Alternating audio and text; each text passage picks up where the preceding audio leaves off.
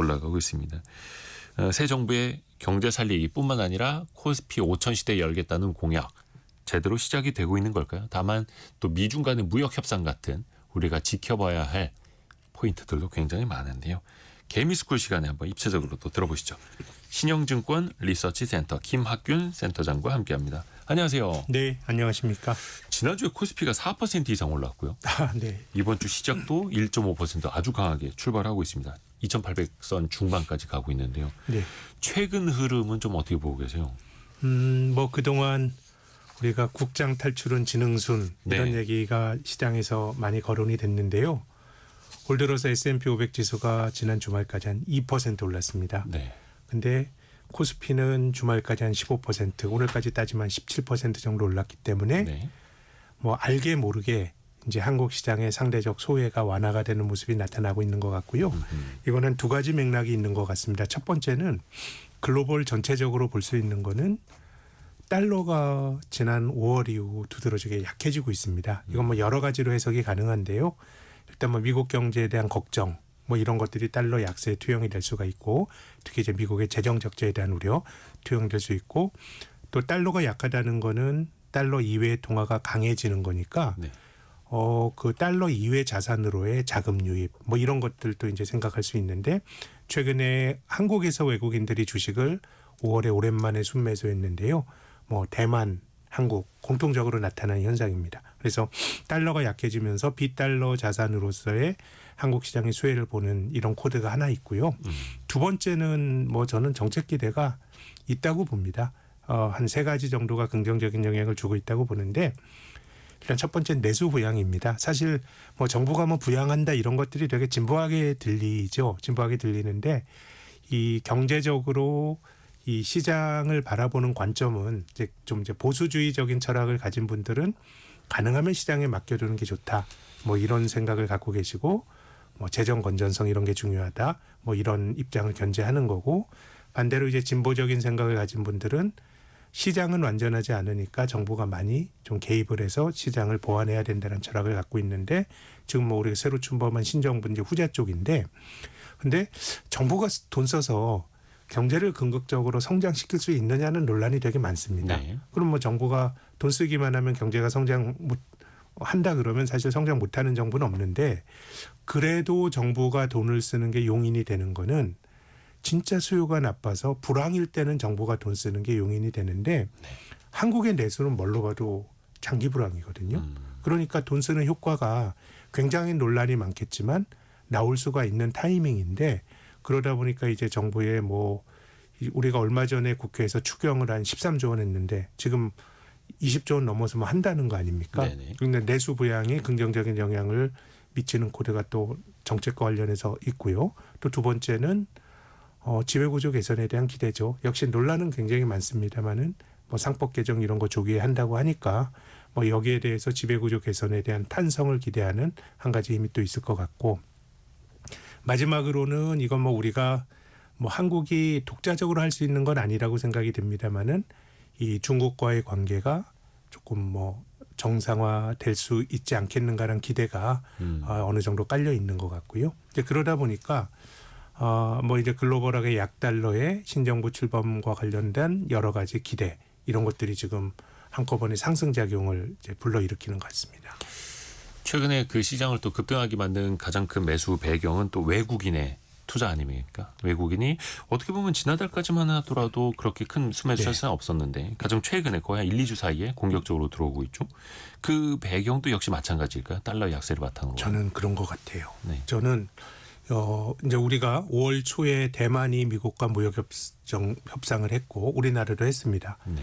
근데 뭐 지금 외신으로 들려 나오는 얘기는 그 자리에서 환율과 관련된 얘기가 있었다는 거 아닙니까? 네.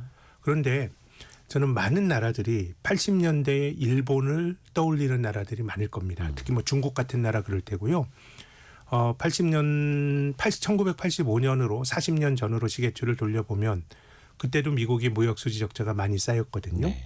이거를 해결하기 위해서 미국에서 돈 많이 버는 나라들, 그때는 뭐 대표적으로 일본과 독일이었죠. 그래서 뉴욕에 있는 플라자 호텔에서 모여서 일본 엔화와 독일의 마르크화의 어떤 강세를 용인하는 글로벌 공조가 나타났습니다. 근데 그게 실은 뭐 일본을 놓고 보면은 저는 환율 주권을 내주면서 경제가 저는 잃어버린 30년의 단초가 80년대 후반에 플라잡이었다고 생각합니다. 네. 크게 보면 엔화가 9년 동안 강했거든요. 그러니까 수출이 안 됩니다. 그러니까 경기가 나빠지니까 내수 부양을 하기 위해서 과하게 금리를 낮추고 하다가 부동산과 주식 쪽에 버블이 말도 안 되는 버블이 생기면서 버블이 터지면서 일본이 20, 30년 고생을 했거든요. 네. 그래서 많은 나라들이 통화 가치를 미국이 요구하는 대로 그렇게 많이 절상을 하는 거에 대해서는 좀 고민이 있을 거라고 보는데요. 근데 지금은요. 미국도 편하고 미국 밖의 나라도 편한 환율 레벨이라고 봅니다. 우리나라 원달러 환율이 1,480원 갔던 게 4월 10일입니다. 그때는 환율 올라가서 우리가 걱정했잖아요. 네. 그럼 제 생각에는 플라자 합의 때처럼 예컨대 뭐 한국의 원화를 비롯한 미국 이외의 통화가 몇 년간 강해지고 이거는 뭐 다른 차원의 문제인데 뭐 1,480원 갔던 원달러 환율이 뭐 1, 200원 지금 고점 대비 100원 넘게 떨어졌는데 뭐 한 2, 300원 떨어진다고 뭐 큰 탈이 날까요? 제 생각엔 지금은 모두가 편한 그런 순간인 것 같아요. 그러니까 과거의 환율 레벨 뭐 한 1,100원, 200원대 장기간 오갔던 그것보다는 현재는 굉장히 높은 수준이다. 높은 수준이죠. 여전히. 예, 그렇게 본다 그러면 우리가 불과 뭐 한 달여 전까지만 해도 원달러 환율이 올라가는 거에 대해서 되게 걱정을 많이 했다는 걸 생각을 하면 막 1,500원 간다 막 이러죠. 그럼요. 그렇게 된다 그러면 지금은 뭐 미국도 뭐 다른 나라들의 통화 가치 절상을 정말로 원하는지. 근데 이제 뭐 스티븐 미란이라고 하는 백악관에 있는 경제정책 자문위원회 의장인가요? 네. 뭐 이 사람도 미란 보고서를 통해서 관세도 관세지만 달러가 약해져야 즉 다른 나라 통화가 강해져야 미국의 무역 수지 적자가 해결될 수 있어 뭐 이런 주장을 했기 때문에 그래서 저는 지금이 여기서 원달러 환율이 더 떨어진다 그럼 제 생각에는 여러 가지 고민이 있겠지만 지금 뭐 1,360원 하는 원달러 환율이라 그러면 여기서 환율이 뭐 여기서 100원 정도 예컨대 뭐 더 떨어진다고 한들 뭐 그렇게 크게 서로에게 부담이 안 되는 수준일 것 같거든요. 그렇게 본다 그럼 지금은 어쨌든 비달러화 자산이 좀 어떻게 보면 좀 기회를 가지는 그런 국면이라고 봅니다. 그리고 또 한 가지 첨언해서 말씀드리면 저는 위안화 환율이 굉장히 중요할 것 같습니다. 네. 지금 트럼프가 관세를 물리고 이런 거에 대해서 중국이 강하게 반발을 하고 있지만 중국도 미국에서 더 물건 팔아가지고 무역수지 흑자를 더 늘리겠다라고 하는 의도를 갖고 있지는 않겠죠. 네. 지금 이렇게 무도한 과도한 관세에 대해서 지금 이제 반발을 하는 건데요. 그러면 장기적으로 미중 간의 갈등이 완화가 되는 어떤 시나리오도 뭐 중국이 내수 부양하고 또 미국 물건 좀 사주고 이런 것들이 어떻게 보면 생각할 수 있는 시나리오인데 이게 가상의 어떤 시나리오가 아니고 트럼프 행정부 일기 때 미중 간의 어떤 1차 무역 갈등이 있고 나서 2020년 1월 달에 미중이 합의했던 겁니다. 네네네. 예, 중국이 내수 부양한다. 그리고 미국의 곡물도 사주고 그렇죠. 또 그 맥락에서 위안화 강세도 좀 유도한다. 뭐 내수의 구매력을 키우는 거는 자국의 통화 가치를 좀 강하게 만드는 거거든요. 근데 그때 그렇게 합의를 하고 바로 그 다음 달에 코로나가 터지는 바람에 무슨 뭐 미중 합의 이런 것만 할 수 있는 계제가 아니었던 지킬 거죠. 수도 없는 상황이 되죠. 네, 이제 그렇게 됐는데 그래서 저는 지금 뭐 타이완 달러도 강하고 또 한국 원화도 강한데 장기적으로 보면은 위안화 가치가 어떻게 되느냐. 지금 뭐 7.30 넘어갔다가 지금 이제 7.19 밑으로 떨어졌거든요. 네. 그래서 이제 위안화가 절상이 된다 그러면 위안 달러 환율이 떨어진다 그러면은 저는 이것도 암묵적으로 미중 간의 어떤 좀 합의에 가까운. 합의 내지는 서로가 절충점을 찾아가는 신호로 볼 수 있기 때문에 그러니까 달러당 위안화가 7.3에서 지금 7.1 네. 혹은 그 밑에 과거와 같은 6위안대로 네, 내려온다면 뭐 갈지 안 갈지 모르겠지만 특히나 이제 중국 사람들이 뭐 80년대 플라자 합의 일본의 경험 이런 것들에 대한 어떤 공부가 너무 잘 돼 있어가지고 이 사람들이 뭐 위안화 가치의 절상을 뭐 아주 계속 일본식으로 용인하려고 하는 나라는 저는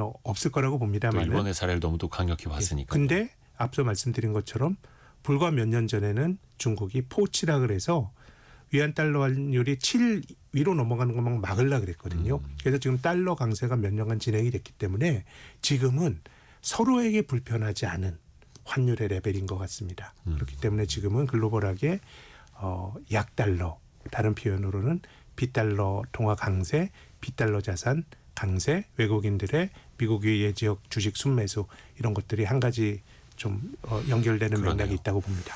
또 우리 환율이 최근에는 1360원대 네. 오가고 있는데 말씀하신 것처럼 1400원대 중후반까지 갔던 거에 비해서는 거의 100원 가까이 내려온 상황. 그런데 이게 미국과의 무역 협상 테이블에 환율에 대한 이야기, 의제가 올라간다 하더라도 우리 국가 입장에서 사실 이게 티를 좀 내면 안 되는 거기도 하잖아요. 거기다 또 투기 세력이 붙을 수도 있고 그럼요. 또 한 방향으로 막 쏠려버릴 수도 있어요. 환율은 어떻게 보면 글로벌한 합의의 과정이기도 하지만 네. 그것이 그 외환 시장에서 예를 들어 중앙은행이 개입하고 어느 나라나 외환 시장에 개입하는 걸로 추론하지만 그것을 드러내놓고 말하는 나라는 없죠. 그렇지만 환율은 굉장히 역사적으로 중요하죠. 나라 간의 정치적 합의의 과정이었던 것 같습니다. 그래서 이번 미중 우리나라와 네. 미국 간의 무역 협상 과정에서 기재부 국제금융과장이 같이 간다라는 소문만 들려서도 바로 또 시장에 이게 또 반영이 되고 그랬죠. 그리고 지금 또 미중 그 협상이 또 지금 논의가 금주부터 되잖아요. 그렇기 때문에 위안화 환율을 통해서 어떤 미중 간의 어떤 대화를 한번 우리가 좀 유추해 보는 뭐 그런 것도 제 생각에는 좀 필요하지 않을까 싶습니다. 그 이야기를 바로 좀 이어가 볼까요? 그러니까 현지 시간으로 9일인데 런던에서 미중 간의 관세 협상 한다고 하죠. 그러니까 어떻게 보면은 지난 1차 5월에 했던 거에서 90일간 상호 관세 유예하기로 하고 네. 시간을 번 다음에 이제 본격적인 협상 들어가는 건데 이번은 어떻게 보십니까? 이번 협상은? 저는 그 트럼프 일기 때 보면 네. 또 바이든 행정부가 중국에 대해서 공격을 했던 결기를 보면 네. 미중 간의 갈등이라고 하는 큰 어떤 대립이 해소되기는 힘들 것 같습니다. 지금 돌아오기는 서로가 힘들어졌다고 보는데 G2 간의 대립 자체가 네. 없어질 수는 없다. 근데 우리가 뭐 이제 미중 간의 갈등을 뭐 트럼프 일기 때부터 본다 그러면 2019년에는 미중 갈등이 완화가 됐어요. 그 완화가 되는 흐름이 이어지면서 맞아요. 2020년 1월 달에 미중 간의 무역 합의도 있었습니다. 네. 그래서 크게 보면은 뭐 어떤 미중 간의 갈등 그 대립이라고 보면 이게 제 생각에는 우리 세대를 넘어갈 수도 있어요. 예. 미소 냉전도 40년 갔잖아요. 한 세대가. 예. 그럴 수 있어요. 그렇게 본다 그러면 이것이 장기화될 수 있지만 이 장기화되는 과정이 지난 우리가 4월 달에 정말 미국이 무도하게 관세를 200% 물리고 하는 그런 식의 과정으로 안 갈 수도 있죠. 2019년도 제 생각에는 크게 보면 미중 간의 갈등이 강화되는 과정이었지만 중간에서는 또 완화가 되는 실마리가 있었는데 그래서 2019년을 회고해 보면 저는 미국 경제가 적당히 둔화되는 게 미중 간의 갈등이나 특히나 최근에 자산 시장에서도 미국과 다른 나라 자산 시장이 어떻게 보면 균형이 좀 깨졌죠. 네. 우리나라 10년 횡보하고 미국 주가만 많이 올라갔는데 2019년에도 미국 경제가 둔화가 되다 보니까 사실 미국 입장에서도 관세를 물리고 하는 게 자기들에게도 부담이 됐거든요. 네. 그래서 지금 미국의 여러 지표들이 좀 혼재돼 있는데 저는 미국 경제는 둔화 쪽으로 갈 가능성이 굉장히 높다고 봅니다. 이것이 뭐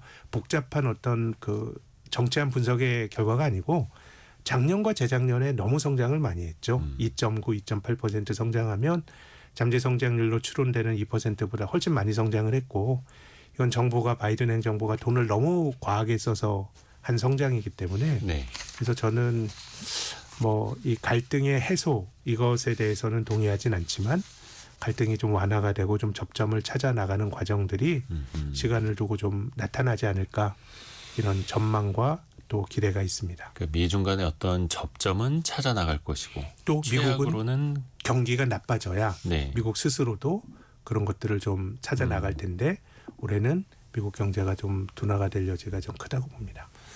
근데 또 그런 불꽃 튀는 갈등까지는 아니겠지만 G2 사이의 그런 힘의 경쟁은 거의 뭐 반세기 이상 이어질 수밖에 없을 텐데 그럴 수도 있다는 거죠. 네. 길게 또 볼 수밖에 없고 다시 국내 시장으로 좀 돌아가 볼게요. 그 최근에 우리 이 시장이 너무 빠르게 오르다 보니까 하다가 거의 이제 2,900 목도하고 있고 거의 앞에 두고 있고 코스피 3,000 갈 수 있다라는 전망들이 나왔을 때만 해도 그 올해 안에 되겠어 싶었는데 이제 뭐 150포인트밖에 안 남았습니다. 그럼요. 네, 근데 또 3천이야 뭐. 네. 너무 빨리 올라온 감도 없지 않아 있고요. 그럼요. 근데 주가가 늘 그런 것 같아요. 시장이 예를 들어서 많이 오른 주가가 언제 꺾일까라고 바라볼 수도 있거든요. 네. 근데 꺾이는 것도 생각보다 늦게 꺾이는데 꺾이는 과정은 순식간에 나타나는 경우가 많고 주식이 올라갈 때도 마찬가지 같아요. 싸니까 언제 올라갈까인데 이런 것들은 그걸 기다리는 사람에게는 굉장히 지루한 어떤 시간을 요구하는 경우가 많은데 한번 흐름이 바뀌게 되면 또 올라가는 건 또 자산 가격이란 건 한순간인 것 같습니다. 그렇게 보면 뭐 우리 시장이 뭐 3천 간다고 한들 지금 많은 나라가 2021년 코로나 직후에 기록했던 고점을 넘어서서 많이 올라갔잖아요. 2022년은 2021년이 고점, 2022년은 글로벌 증시 조정, 2023년, 2024년에 많은 나라들이 올라가면서 2021년의 고점을 뚫고 갔죠. 근데 한국은 지금 2021년의 고점보다 낮은 수준이니까 당시에는 3,300을 넘었었고 3,300까지 갔었죠. 그렇게 본다 그러면 뭐 아주 장기적으로 보면 우리가 뭐 3천 간다 그래도 이게 뭐 대단히 부담이 되거나 그런 레벨은 아니라고 생각합니다. 참 주식이라는 게 참 어렵고도 그래서 신기한 게 한 1년 내내 고생하다가 한 일주일 만에 모든 수익률이 다 펼쳐지고 그렇기 때문에 예. 이제 주식을 우리가 참 안 가져가는 것이 예를 들어서 이제 뭐 미국이 그 한 20세기에 미국 주가 많이 올랐는데 그 많이 오르는 과정이 가장 많이 올랐던 한 30일을 빼게 되면 그 성과가 사실 많이 이제 줄어든다는 거 아니에요? 그렇죠. 그렇게 본다 그러면 이번에 시장을 보면서도 이게 참 장이 떨어질 것 같아서 우리가 완전히 현금화 시켰다가 또 좋아지면 또 주식으로 채우고 이런 것들이 생각은 쉽지만 참 쉽진 않은 일인 것 같아요. 어느 정도는 주식을 가져가면서 대응을 해야 된다 그러면 어떻게 보면 약세장에서 견디는 것도 투자자가 가져야 될 태도 같습니다. 그렇죠. 그래서 떨어질 때도 주식이 없던 사람은 올라갈 때도 주식이 없다. 뭐 이런 네. 증시 격언도 있는 것처럼요. 그런 것 같습니다. 근데 최근에 증시 흐름 보니까 그동안에 안 올랐던 주식들까지도 오늘처럼 급 네. 반등을 합니다. 뭐 반도체도 그렇고 소프트웨어, IT 주식들도 그렇고 지주사들도 최근에 엄청나게 올랐고요. 이거는 좀 어떤 흐름이 있을까? 예전에는 조선방산이라든지 HBM 관련된 반도체 이런 것들이 이제 시장을 다 이끌어 갔었는데 장세 분위기가 바뀌는 건지 아니면 너무 싸져 있던 것들이 눈에 제 드는 생각에는 건지. 그게 다 섞여 있는 것 같습니다. 지주에서 올라가는 거는 싸기도 하고 또 여러 가지 그 거버넌스 지배구조 개선에 대한 기대가 또 투영되는 면이 있는 것 같고요. 네. 앞서서 제가 5월달에 외국인들이 이제 주식을 팔다 대만에서도 굉장히 강하게 사고 있거든요. 근데 대만 주가는 작년 말보다 마이너스입니다. 어허. 그러니까 대만과 한국을 비교해 보면 일본 주가도 작년 말보다 마이너스입니다. 네. 이거는 많이 올랐던 그런 시장들은 실은 올해 이제 조정을 받는 거. 미국도 크게 보면 같은 맥락인 것 같고요. 그래서 주식 투자를 하다 보면 절대 가격 메리시 주는 또 그런 구간이 좀 있는 것 같아요. 몇 년 동안 소외됐던 주식들이 올라가면 올라갈수록 단지 가격 메리트만 있는 종목들은 또 주춤거릴 수는 있겠지만 지금은 상당히 그 많이 못 올랐던 주식들이 절대 가격 메리트이 작용을 하는. 그래서 앞서 말씀하셨던 지주회사나 또 뭐 카카오별 주식이나 이거를 뭐 주가 차트에 일봉으로 보면 무서울 정도로 굉장히 V자형으로 올라갈 텐데요. 네. 이걸 월간 단위 월봉이나 이런 걸로 보면 아직도 바닥에서 고개를 살짝 드는 걸 수 있기 때문에 이제 올라가면 올라갈수록 투자자들의 기준이 단순한 가격 메리트에서 실제로 더 오를 수 있는 그런 논거들을 찾을 텐데 어쨌든 뭐 최근에 주가 반등하는 과정은 그동안 못 올랐다라고 하는 게 굉장히 또 절대적인 동인이 되는 것 같습니다. 그런 비슷한 이유 때문일까요? 최근에 보면 코스피에 비해서 코스닥은 상당히 좀 부진해 보입니다. 네. 아무래도 외국인이 들어오면서 대형주 중심으로 사서 그럴 텐데 지금 이제 코스닥 중심으로 투자를 많이 하시는 게 우리 개인 투자자분들의 또 평소의 스타일이지 않습니까? 네. 지금의 상황은 좀 어떻게 이해를 해야 될까요? 또 앞으로는요? 뭐 글쎄요. 코스닥은 참 시장으로서 가진 정체성이 저는 없는 것 같아요. 우리가 뭐 코스닥 지수를 벤치마크해서 투자하는 기관 투자가 있는 것도 아니고요. 코스닥은 개별 종목들로 이루어진 시장이거든요. 네. 그렇기 때문에 저는 코스닥의 경우에는 정말 개별 종목 하나하나에 대한 판단이 중요한데 코스피도 마찬가지라고 봅니다만은 지금 상당수 종목들이 자본주의 경제가 좀 좀비화돼 있는 것 같아요. 어허. 좀비화. 그러니까 경기가 나빠지게 되면 중앙은행이 돈 풀고 이런 식으로 위기를 막다 보니까 경기가 쉽게 안 좋아져요. 네. 왜냐하면 뭔가 경제적 자원이 오배분되는 거죠. 어떻게 보면 생산성이 있는 쪽으로 돈이 가야 되는데 뭔가 어려운 기업들이 망하지도 않고 계속해서 경제적 자원을 빨아들이니까 이거 한국뿐만 아니라 글로벌한 현상인데 네. 제가 앞서서 지금은 저가 메리트 있는 종목들이 다 많이 올라가니까 좀 코스닥도 굉장히 짜릿하게 또 올라갈 수 있다고 봅니다. 이게 코스닥 시장의 코스닥 종목들의 투자자들이 좋아하는 이유 중에 하나가 한순간에 올라가는 그 짜릿한 또 기분이 있거든요. 예. 근데 말씀드리겠지만 그렇게 올라가는 거 고점에서 내가 팔 수 있다라고 생각하면 오산입니다. 우리가 바닥을 모른 것처럼 그러면은 저는 코스닥에 있는 기업들은 지금 영업이익으로 이자를 3년 연속 커버 못하면 이게 뭐 바이오처럼 굉장히 뭐 성장성에 대한 기대가 투영이 되고 있다면 다르게 해석을 해야 되겠지만 이거는 영속 기업으로 가기가 힘든 거거든요. 그렇기 때문에 지금은 뭐 코스피가 3천 정도 가도록 간다 그러면 이건 뭐 저가 매력 이런 것들은 좀 약해지는 거니까 종목들의 재무 안정성이나 이런 것들을 봐야 되는데 그렇게 보면 코스닥에는 뭐 좀 과하게 떨어진 종목들도 당연히 좀 많이 있고요. 또 한편으로는 우리가 잘 좀 경계해야 될 지뢰들도 많은 것 같습니다. 그러게요. 또 하나가 지금 이제 시장이 많이 올라가는 기대감은 이재명 대통령이 후보 시절부터 공약을 했던 뭐 상법 개정안을 비롯해서 지배구조 개선, 뭐 자사주 소각을 의무화 일부를 포함하는 제도화라든지 여러 가지가 있을 텐데 이게 과거에는 항상 앞에서 지주사 이야기도 해주셨던 것처럼 기대감으로 먼저 갔다가 네. 실망감에 다시 내려오는 이 반복 아니었습니까? 네. 이번에는 어떨까요? 이번 제대로라기보다는 네. 이번에는 실제로 구체적인 정책적인 행동이 나올 거라고 생각합니다. 근데 이제 우리가 이런 흐름들을 보면요. 지금 우리가 6월 달에 어쨌든 우리나라가 그 선거를 통해서 정권이 바뀌었죠. 네. 그럼 전임 정권 때 한번 생각을 해보시면 대기업들이 합병을 해요. 근데 그 합병 비율을 보니까 대기업의 오너들에게 조금 유리하게 된 것 같아. 예전엔 그래도 갔잖아요. 네. 근데 지금 못하게 했죠. 지금 이제 신정부가 아니라 전임 정권이고 또 밸류업이라고 하는 것도 시작이 됐죠. 이렇게 보면 저는 지금은 어떤 정치의 영역에서 어떤 위정자들이 가지고 있는 시장에 대한 철학이나 이런 것도 저는 분명히 영향을 주겠지만 중요한 변화는 주식하는 사람들이 많아졌어요. 한 1,400만 명이 됐고 또 여러 가지 경제 정책이 나오겠지만 딱히 뭐 한국 경제를 드라마틱하게 바꿀 만한 묘수도 찾기가 힘들다 그러면 네. 이 1,400만 명의 여러 가지 이해관계를 정치가 외면하기는 힘들 거라고 봅니다. 그런 거라고 보면 제 생각에는 여러 가지 법적, 제도적인 변화들은 굉장히 신속하게 나타날 가능성이 높다고 봅니다. 안 할 수가 없는 상황이라는 거죠. 저는 그렇게 봅니다. 그렇죠. 이제 개인 투자자가 1,500만 명에 육박하는 시대이다 보니까 네. 또 증시가 어떻게 보면 뭐 배당을 비롯해서 네. 국내 투자자에게 더 영향을 미치는 게 과거보다 훨씬 더 강해졌을 테고요. 그래서 이재명 대통령도 취임 직후에 한 2, 3주 안에 상법 개정안 처리하겠다라고 네. 이야기를 했었죠. 여기에 본질적으로 뭐 주가가 오른다기보다는 주식 투자를 할 수 있는 어떤 뭐 신뢰의 기반이 좀 달라진다라고 봐야 그럼요. 될까요? 주식이라는 게 우리만 뭐 잘한다고 되는 거는 또 아니에요. 예컨대 뭐 미국의 금리, 글로벌 경제에 노출이 된 뭐 한국 경제 상황을 본다 그러면 네.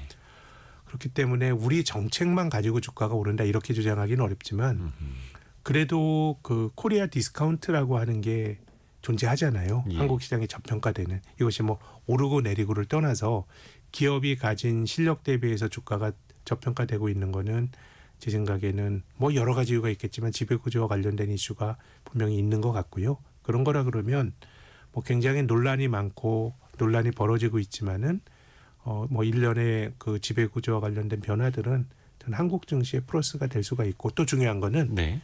이건 우리가 뭐 독자적으로 머리를 짜내서 하는 것도 있지만 이웃 일본이 한 10년 동안 이렇게 한 경험이 있기 때문에요. 전체적으로 우리가 그 보고 배울 수 있는 벤치마크의 대상도 있는 거 아닌가 생각합니다. 일본도 거의 10년 동안 공들여서 10년 체질을 동안 좀 바꿔왔고 네. 그렇게 해서 일본 증시 내에서도 디스카운트 현상이 많이 사라진 것처럼 우리도 이제 기반을 닦고 올라가는 건데 그러면 이거는 체질 개선의 그 시작이라고 봐도 좋을 것 같습니다. 그 이번 주 일정 몇 가지만 살펴보고 또 이제 뉴스도 듣고 이어가 볼게요. 그 미국에서 중요한 게 또 이번에 소비자 물가 지수 CPI 발표가 있죠. 네. 근데 이거 보면은 전달에는 한 2.3%의 물가 상승률이 나왔습니다. 네. 근데 이번에는 예상치가 그보다 좀 높더라고요. 예, 뭐 시장 기대치 뭐 2.5 다시 높아지는 것 같아요. 시장 컨센서스가 그렇게 보면 어쨌든 크게 보면은 미국도 물가가 둔화되는 거는 맞는데 네. 쉽게 잘 안 떨어지는 것 같고 그래서 근데 역사적으로 보면 물가를 중앙은행이 금리 올려서 잡은 경우는 없어요.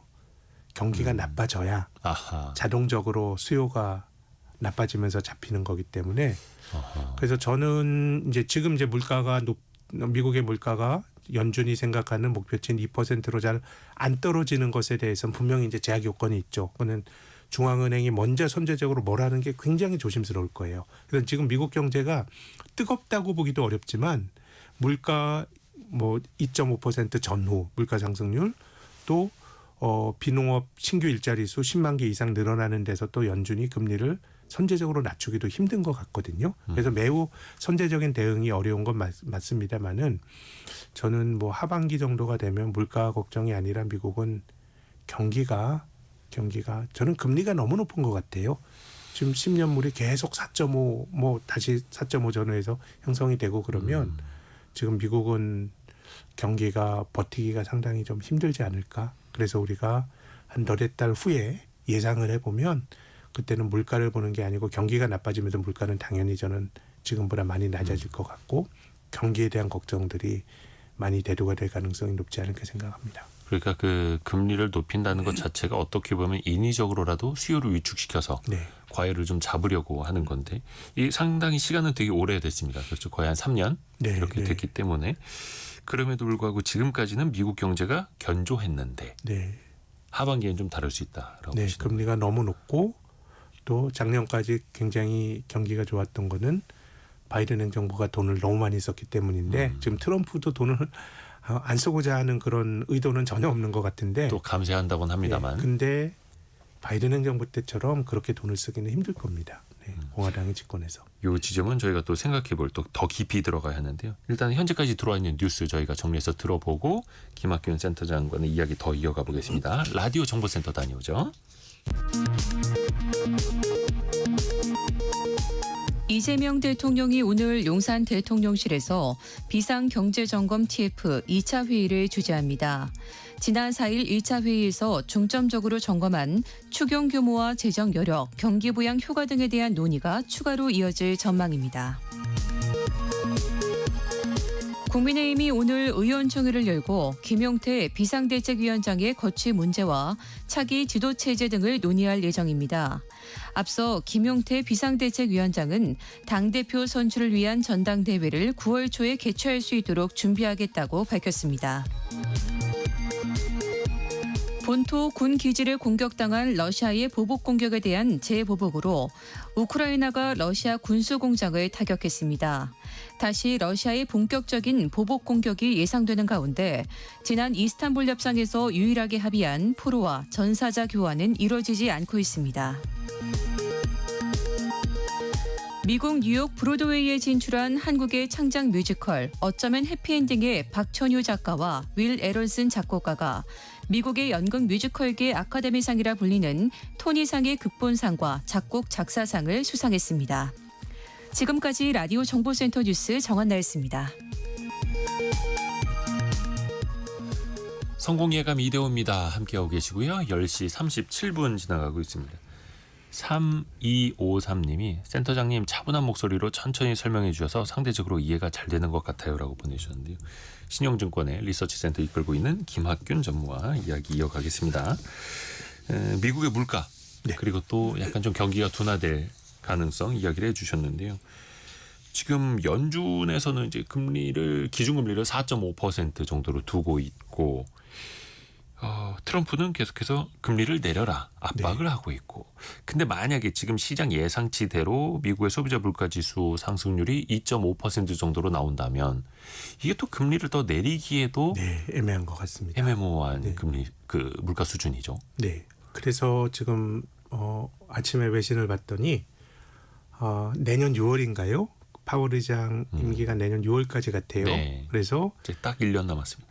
후임자를 이제 미리 정해 놓는다는 거예요. 네. 그렇게 된다 그러면은 이제 파월 의장을 뭐 대통령이 끌어내릴 수 있는 법적 권한이 있는지 없죠. 모르겠지만 쉽진 않아 보이고 네. 그래서 실질적으로 뭐 이제 좀 레임덕 비슷하게 힘을 뺄 거다라는 건데, 근데 지금은 뭐 어떻게 보더라도 좀 하기가 연준이 움직이기가 좀 애매한 상황인 것 같고, 근데 이제 역사적으로 보더라도 이게 뭐 연준이 자산 버블이나 이런 것들을 미리 아주 잡은 경험도 없고요. 네. 또 경제의 연착륙을 이루면서 또 물가가 또 안정됐던 경우도 별로 없으니까, 그래서 저는 이번에도 뭐 선제적으로 대응하기보다는 경기가 조금 나빠져야 연준이 금리를 후행적으로 낮추지 않을까 생각하는데, 후행적으로요. 네, 어차피 지금 저는 연준의 딜레마는 그런 것 같아요. 말씀하신 것처럼 지금 미국의 만기가 하루짜리 금융기관들끼리 거래하는 기준금리가 4.5%, 상단이 4.5%인데요. 이게 5.5에서 4.5까지 떨어졌는데 작년 9월 달에 처음으로 연준이 금리를 낮췄습니다. 네. 근데 그때 미국의 10년짜리 금리가 3.6%였어요. 근데 기준금리는 지금 1%포인트 4.5에서 5.5%에서 4.5%까지 낮춰졌는데 3.6% 하던 10년짜리 장기금리는 지금 4.5가 됐어요. 3.6에 4.5. 오히려 기준금리를 내린 다음에 네. 시장 금리는 더 올라버린. 더 올라간 거예요. 그러면 이게 사람들이 뭐 모기지 대출을 받거나 일반적으로 경제 활동을 할 때는 사실 우리가 중앙은행과 거래하진 않거든요. 시장에서 형성이 된 시장금리 영향을 받는데, 그래서 지금은 통화 정책이 잘 안 먹히고 있고요. 뭐 안 먹히는 이유는 저는 뭐 트럼프의 관세 뭐 이런 것들이 결국 장기적으로 인플레이션이 생길 수 있어 이런 걱정 때문에 금리가 잘 안 떨어지는 거거든요. 그래서 저는 이게 정책으로 해결되긴 힘들 것 같고, 오로지 높은 금리가 미국 경제에 뭔가 타격을 주면서 경기가 훅 꺾이면서 우리가 논점이 인플레에서 경기 쪽으로 바뀌게 될 것 같은데, 그 과정이 제 생각에는 올해 하반기 어느 때쯤이 아닐까 생각합니다. 그러니까 트럼프 미국 대통령도 계속해서 SNS에 파월은 너무 늦다. 네. 너무 느리다. 이렇게 계속 압박을 하는데 연준 입장에서 보면 또 어쩔 수 없이 데이터를 보고 후행적으로 갈 수밖에 또 자기의 없는 정책이 트럼프의 관세 정책 자체가 장기 금리를 못 내리는 건데요. 근데 저는 굉장히 이제 기시감을 느끼게 하는 대통령이 있는데, 네. 미국의 한 대통령이 있을 때 한국의 주한미군을 좀 조정할 수 있다. 막 그런 얘기가 있었고, 또 관세를 또 물리기도 했고요. 또 연준 의장에게 연준 의장에게 사실상 압박을 가하기도 했습니다. 우리가 트럼프를 떠올리죠. 네? 집권 일기의 트럼프 말고 또 예. 다른 사람이요. 예, 닉슨 대통령이 그랬습니다. 네. 닉슨이 뭐 주한미군이나 아니면은 서독에 있는 미군 조정한다라고 막 얘기를 했고, 또 달러 약세도 인위적으로 그 금태환 중단을 선언하면서 달러 약세가 아주 드라마틱하게 나타났었고, 예. 또 그 당시에 자기 친구입니다. 자기 보좌관했던 아서 번스라고 하는 사람을 연준 의장으로 앉히고. 임명했죠. 그래서 뭐 연준의 역사에서 정치 권력으로부터의 독립성 뭐 이런 것들이 자랑스러운 역사로 기록이 되고, 심지어는 정파와도 무관해요. 예를 들어서 벤 버냉키는 아마 공화당적일걸요. 근데 오바마 때 중용이 됐죠. 그리고 지금 파월 의장도 공화당일 거예요. 근데 그 바이든 행정부 때도 중용이 됐잖아요. 근데 이제 닉슨과 여러모로 좀 닮아가는 것 같아요. 근데 그 이후에 닉슨 행정부가 보여줬던 모습은 70년대 미국 시장의 장기 횡보, 경기의 장기 침체 뭐 이런 모습의 전제였기 때문에 역사라고 하는 게 뭐 똑같이 반복된다 그러면 맹목이겠습니다만은 저는 닉슨과 트럼프 대통령의 행보가 되게 비슷해 보입니다. 물론 70년대에는 오일 쇼크라든지 대외적인 충격도 같이 겹치면서 미국 경제가 더 힘들어졌던 것도 있습니다만, 어떻게 보면 정책적으로 펼쳐놓는 것 보면 네. 트럼프와 닉슨이 많이 닮았다. 뭐 재정 적자 뭐 다 비슷합니다. 예. 그게 이제 어떤 결과를 가져올 건가를 봐야 하는데 현재까지는 괜찮았습니다만 앞으로는 늘 또 걱정이 될 수밖에 없는 거고 미국 금리가 내려가려면 또 경기가 그만큼 둔화돼야 한다라는 또 선행 그게 선행이고 연준은 또 후행할 수밖에 없는 네. 것이고요. 지금 아까도 잠깐 미국과 중국의 무역 협상 이야기를 좀 했습니다만 약간 잘 됐으면 좋겠습니다만 물론 이제 5월에도 한 90일 연기하는 것에 대해서는 시장의 예상보다는 빠르게 미중 간에 합의를 봤습니다. 네. 그럼 이제부터 본 게임으로 들어가는 건데 미국 증시가 뭐 예를 들어서 나스닥이 막 폭락하고 급락한 이후에 시장에 주었던 그 신호와 거의 2만 선 가까이 다 회복을 한 상황에서의 시장이 또 기대하고 있는 효과는 좀 다를 수도 있을 것 같거든요. 지금부터는 약간 뭔가 좀 삐끗하는 모습만 나타나도 네. 시장이 혹시 또 충격을 받지 않을까? 왜냐하면 또 많이 올라 있기 때문에 그러니까요. 이런 걱정도 좀 들거든요. 4월에 빠졌던 부분들이 다 회복이 돼서 근데 네. 이건 뭐 어떤 식으로 합의가 이루어질지에 대해서는 알 수가 없기 때문에 그걸 가지고 판단을 내리기는 좀 쉽진 않아 보이는데요. 네. 그래서 뭐 사전적으로 제가 뭐 어떻게 될 거다에 대해서는 인사이트가 없습니다만은 아까 말씀드린 것처럼 어쨌든 미국도 이렇게 공격을 했으면 예. 중국이나 미국이 타협을 해야 되는데요. 저는 그 타협을 1차 무역협정 1차 트럼프 일기 때의 미중 간의 타협과 비슷한 형태가 네. 어쨌든 뭐 미국으로부터 수입을 좀 늘리고 그리고 위안화 가치를 좀 절상을 유도하고 뭐 이런 거기 때문에 통화 가치라는 게 온갖 정보와 기대를 반영해서 또 주가처럼 움직이는 가격 변수니까 그래서 저는 이제 외신을 통해서 미중 그 관료들이 어떤 협상을 할지도 우리가 눈여겨봐야 되겠습니다만은 그때 보이는 위안화 환율을 통해서 나름 유추 좀 해봐야지 그런 생각을 갖고 있습니다. 환율의 움직임을 보면 또 시장의 예상치, 네. 기대치도 어디로 갔는지를 또 볼 수 있다라는 거고요. 그래서 아까 그 달러 대비 위안화 예, 환율이 지금 좀 이제- 떨어지면 지금 7.19 밑으로 살짝 내려왔거든요. 7.18대인데 이게 다시 7.20으로 올라가는 모습보다는 아래쪽으로 떨어지는 모습이 나타난다 그러면은 뭔가 이제 금융시장이 여러 가지 좀 긍정적인 기대를 투영을 하는 게 아닌가 그렇게 해석을 해도 되지 않을까 싶습니다. 근데 또 한켠에서는 미국 경제가 둔화될 수밖에 없는 상황을 또 말씀을 해주셨고 네, 증시는 지금 거의 전고점을 향해서 네, 가고 있고 우리가 2020년, 21년에도 많이 겪어봤습니다만 그렇다면 뭔가 경제는 안 좋지만 증시는 좋은 상황이 네. 또 그럼 다시 반복이 되는 걸까요? 근데 저는 경제는 안 좋은데 증시가 좋은 거는 우리 시대의 일종의 노멀인 것 같아요. 그러니까 경제보다 자산시장이 훨씬 좋은. 작년과 재작년은 실은 미국은 경제가 되게 좋았어요. 네. 예, 경제가 좋았기 때문에 주가 올라간 게 뭐 경기와 무관하다 말하기는 어려운데 그래도 우리가 작년과 재작년에 경기와 주가의 괴리를 대표적으로 보여준 나라가 독일이죠. 네. GDP 성장률이 역성장했는데 작년과 재작년 2년 연속 마이너스 성장인데 독일을 대표하는 닥스 지수는 사상 최고치를 기록했거든요. 그렇죠. 저는 이게 아까 말씀드린 것처럼 2008년 금융위기 때요. 이건 적절한 비교가 될지 모르겠는데 와코비아인가요? 미국의 4대 은행 예. 이 부도날 뻔했어요. 네네네. 근데 그냥 뭐 그때는 예금자 보호 이런 얘기가 없었는데 2022년에 자산 규모로 미국에서 한 15위쯤 하는 실리콘밸리 은행이 파산하려고 하니까 그때 제니 델런 재무장관이 예금을 전액 보장해 준다고 얘기를 했어요. 예금자 보호를 거의 무제한으로 네, 하겠다라고 신호를 해주겠다라고. 줬죠. 예, 지금 미국이 25만 불인가 뭐 그렇게 되잖아요. 네. 그래서 지금은 2008년 이후에 자본주의는 뭔가 충격이 오는 거에 대해서 너무 두려움이 큰 것 같아요. 계속 개입을 하니까요. 그러니까 만성적으로 돈이 많이 풀리고 그러니까 실물 경제에서는 정리가 되어야 될 좀비 기업들이 정리가 되지 않으면서 굉장히 비효율이 존재하는 거죠. 저는 중국도 그렇다고 봐요. 중국도 계속해서 경기 부양을 하니까 우리가 중국 기업들의 약진을 보면 놀랍지만 경제는 디플레예요. 막 물가지수가 마이너스가 되고 그러니까 지금 자산 전체적으로 돈이 효율적으로 안 쓰이는 것 같아요. 네네. 그러다 보니까 심각한 어떤 패닉이나 심각한 어떤 충격도 없는데 경기는 별로 안 좋아져. 좋아질 때도 안 좋아지는데 그 풀린 돈이 저는 자산시장에서 계속 움직이다 보니까 자산 가격이 상대적으로 좋은 흐름들이 나타나고 있는 것 같은데요. 그래서 중간중간에 보면 이제 미국도 그렇다고 미국 주식이 뭐 계속 불패는 아니고 2018년에도 S&P 500이 20% 넘게 떨어졌고 22년도 그렇고 2011년도 그렇고 그래서 과하게 올라가면 조정을 받는데 회복도 굉장히 빠르게 나타났기 때문에 그래서 저는 지금 미국 주식이 비싸다는 생각은 갖고 있는데 이것이 과거처럼 예컨대 주가가 조정을 받았을 때 수년짜리 베어마켓으로 갈 거냐라 그러면은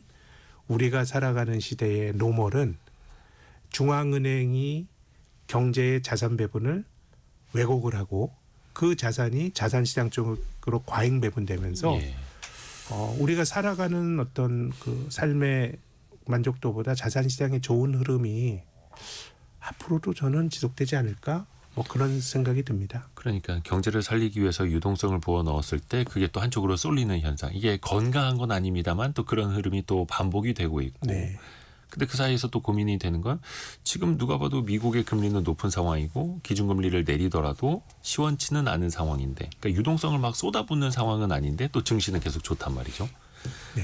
우리 입장에서 봤을 때도 사실 우리도 한국은행의 기준금리 인하 5월에도 있었고 지금 뭐 추경을 또 한 20조 원을 하느니 얼마 하느니 이야기를 또 하고 있는데 네. 과연 이 유동성의 힘이 또 그럼 과연 또 증시를 또 그러니까 실물 경제가 되기에는 자원 배분이 되게 어려워요. 아까 실물 말씀드린 경제로 것처럼 가기에는 좀비가 너무 많아요. 그 돈이 생산적인 데로 가야 되는데 인위적으로 여러 가지 지원과 얼마 전까지 장기화됐던 저금리이기 때문에 이제 실물 경제에서의 자원 배분은 저는 거의 망가진 것 같아요. 그러니까 뭐 한계 기업들도 좀 정리가 잘 안 되고 이런 그러다 식으로. 보니까 이게 그 실물 쪽에서 버는 돌아가는 돈이 효율을 갖긴 힘들고 오직 자산 시장에서만 풍선 효과가 나타나는 흐름이 나타나는데 그렇다고 주식이 뭐 일방향으로만 계속 오를 거다 이런 주장을 하는 건 아니지만 실물 경기보다 자산 시장이 상대적으로 나은 흐름은 이게 우리가 살아가는 시대에 저는 좀 규칙이 아닌가 이게 노멀이 아닌가 그런 생각을 자주 하게 됩니다. 그래서 또 투자를 안 할 수도 없는 거고요. 네. 또 투자를 또 계속 해야 하는 거고. 그 예전에 한창 주식 시장을 떠나셨던 분들이 언제쯤이면 다시 돌아올까 이것도 되게 이제 주목되는 지점이거든요. 아니면 이제 해외로 떠나셨던 분들이 네. 이제 뉴스에서 뭐 코스피가 연일 급등하고 있습니다. 2,800 넘어서 2,900 또 혹은 3,000선 넘었습니다라고 하면 또 그때 또 많이 들어오실 것 같다는 생각도 그럼요. 하거든요. 고행적으로 들어오시겠죠. 예. 또 그게 고점일 가능성이 높아요. 근데 이제 제가 드리고 싶은 말씀은 네. 이게 고점인 것 같은데 그 어디가 고점인지를 내가 알 수 있다고 생각하시면 안 되고요. 설사 내가 고점에서 물리더라도 다 사이클이 있기 때문에 그 사이클을 이겨내는 게 되게 중요할 것 같거든요.